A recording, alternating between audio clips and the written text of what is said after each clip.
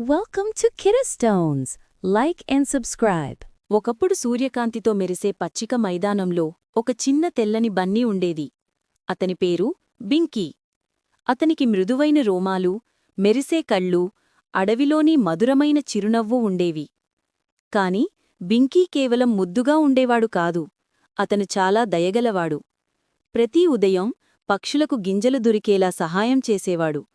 కుందేళ్లతో తన క్యారెట్లు పంచుకునేవాడు.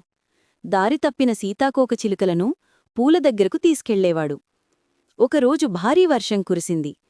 మైదానం నీటితో నిండిపోయింది. చిన్న జంతువులందరూ భయపడ్డారు. బింకీ వెంటనే చురుగ్గా ఎగిరిపోతూ అందరికీ సహాయం చేశాడు. వారిని పెద్ద చెట్టు కింద సురక్షితంగా ఉంచాడు. చల్లగా వణుకుతున్న ఒక ఎలుకకు తన పొడిగా ఉన్న ఆకుదుప్పటి కూడా ఇచ్చాడు. వర్షమాగిన తర్వాత సూర్యుడు వెలిగాడు. ఆకాశంలో అందమైన ఇంద్రధనస్సు మెరిసింది. అన్ని జంతువులు ఆనందంగా అరిచాయి.